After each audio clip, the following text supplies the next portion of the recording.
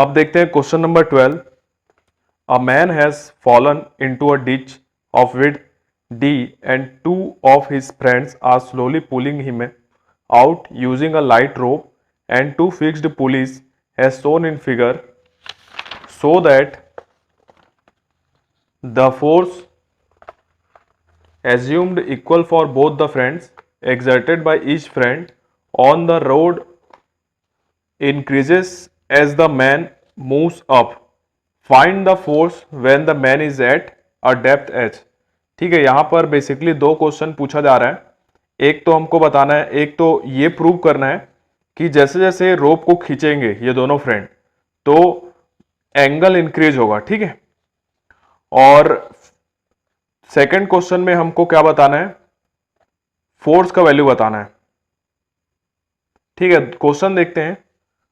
Question में diagram बना लेते हैं सबसे पहले क्वेश्चन नंबर 12 में, फिर इसको समझेंगे कि क्या बोलना चाह रहा है ये क्वेश्चन। क्वेश्चन नंबर 12 को देखें तो कुछ इस तरह का डायग्राम बनेगा यहां पर।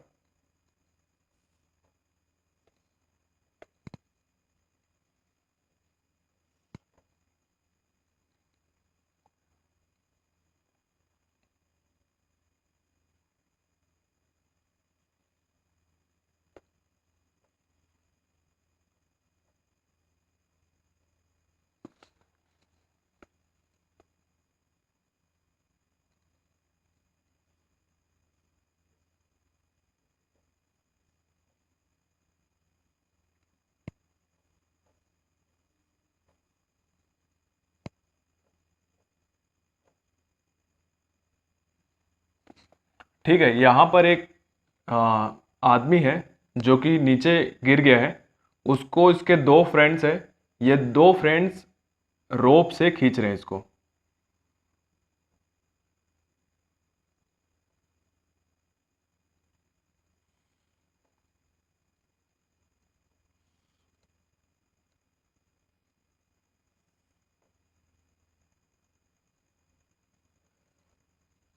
ठीक है, ये इस तरीके से इसको खींच रहे हैं। ठीक है, और क्वेश्चन में और क्या गिवन है, ये जो विड्थ है ये गिवन है d,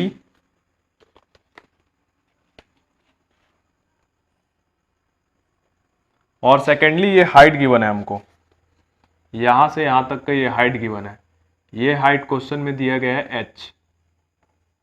ठीक है, तो देखो यहां पर क्वेश्चन में बताया गया है कि ये दोनों फ्रेंड्स जिस फोर्स से खींच रहे हैं इसको, वो फोर्स का मैग्नीट्यूड सेम है।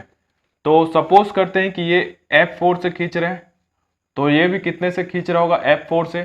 ठीक है, ये एक अलग ये स्ट्रिंग को अगर आप देखोगे तो यहां पर अगर F फोर्स है तो यहां पर भी फोर्स F लगेगा। ठीक है, यहां पर F फोर्स है तो यहां पर भी फोर्स F लगेगा। ठीक है, अब हम लोग एक एजम्पशन ले लेते हैं। यहां पर एक इस पॉइंट पर एक लाइन खींचते हैं।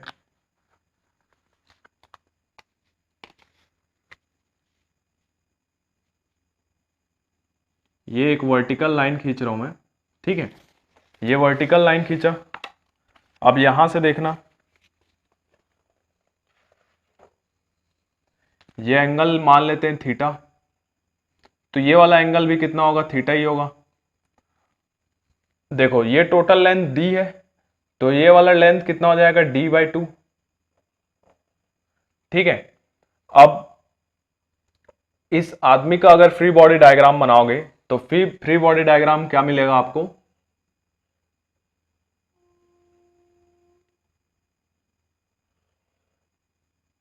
फ्री बॉडी डायग्राम का मतलब होता है कि किसी ऑब्जेक्ट पर कौन कौन सा फोर्स लग रहा है।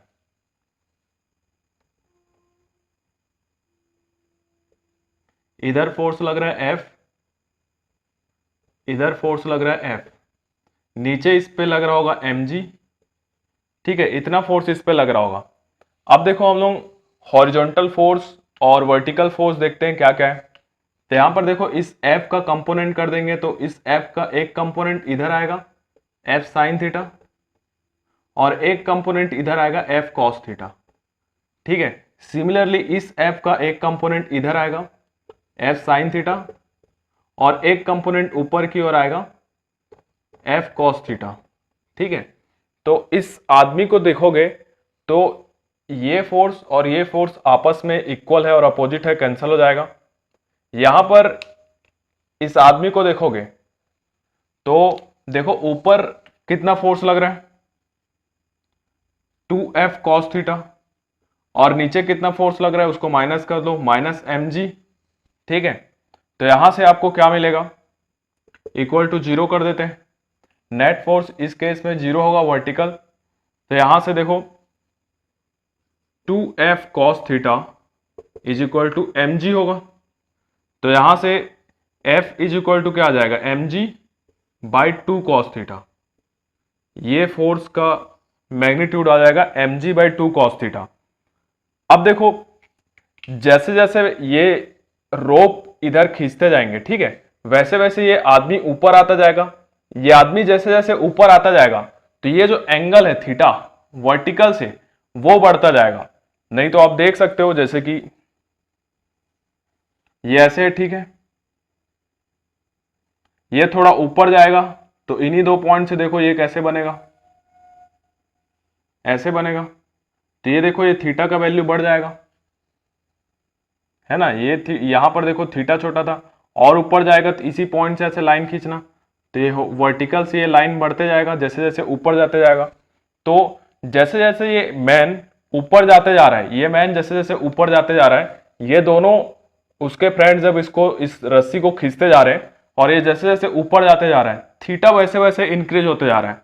तो थीटा इंक्रीज होते जा रहा है तो यहां पर देखो जो फोर्स आया है यहां पर नीचे में क्या है 2 cos थीटा इस पे, तो थीटा का वैल्यू इंक्रीज हो रहा है और थीटा का वैल्यू इंक्रीज होने से cos थीटा का वैल्यू जो है वो डिक्रीज होता है।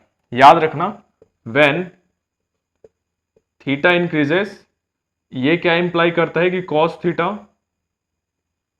का वैल्यू भी cos थीटा का वैल्यू डिक्रीज होगा।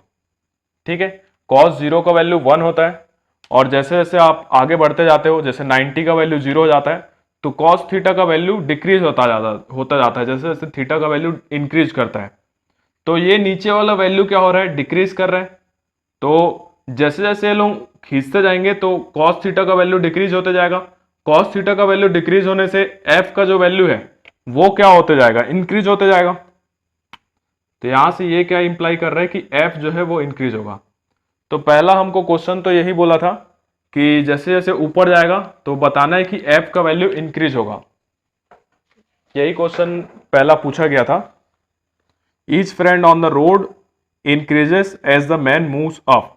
तो ये प्रूव हो गया कि जैसे जैसे ये ऊपर जाते जाएगा f का वैल्यू इंक्रीज होते जाएगा। अब नेक्स्ट देखते हैं इसमें क्या बोला गया, find the force when the man is at a depth h। अब सेकंड क्वेश्चन सॉल्व करते हैं इसमें।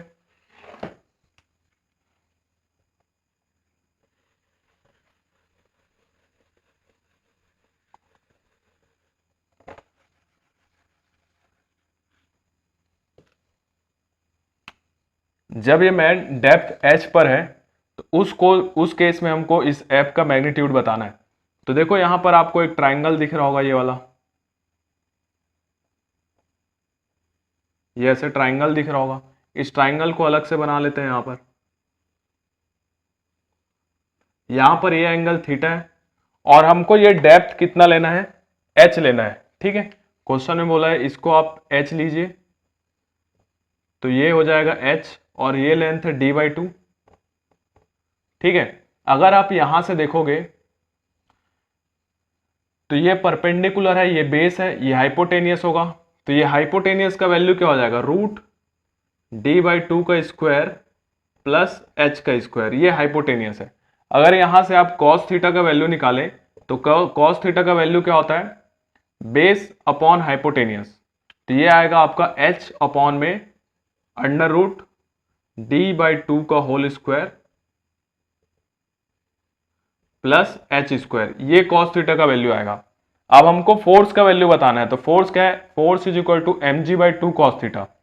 तो यहां पर cos थीटा का वैल्यू रख देते हैं इस पर, तो F इज इक्वल टू क्या मिलेगा, mg/2 और cos थीटा की जगह h अपॉन में अंडर रूट d/2 का whole square plus h square. अब यहाँ पर इसको थोड़ा सा सॉल्व कर लेते हैं। इसको जब हम लोग सॉल्व करेंगे तो देखो यहाँ पर ये इसको क्या लिख सकते हैं, डी स्क्वायर बाई 2 का स्क्वायर मतलब 4, और एलसीएम ले लेंगे 4, तो ये क्या मिलेगा, F is equal to M G by 2 H upon में under root D square plus 4h square upon में 4। तो यहां से इस रूट से ये 4 बाहर आ जाएगा और 4 बाहर आके क्या बन जाएगा, 2 बन जाएगा। तो ये 2 बन जाएगा, तो यहां पर देखो M G by 2h upon में under root D square plus 4h square upon में 2। ठीक है, तो ये 2 यहां आ जाएगा और ये यहां आ जाएगा। तो इसका जो फाइनल आंसर होने वाला है वो होने वाला है एम जी बाई 2 और ये into under root D square plus h square, ये इसका आंसर होने वाला है। ठीक है, तो इसको साफ साफ लिख देते हैं कि क्या आ रहा है आंसर। तो इस क्वेश्चन का जो आंसर आ रहा है F equal to M g upon में 4h under root D square plus 4h square, ये इस क्वेश्चन का आंसर आ जाएगा। ठीक है, समझना तो यही तक था, बाकी तो सिंपल मैथ्स है, वो आप कर सकते हो।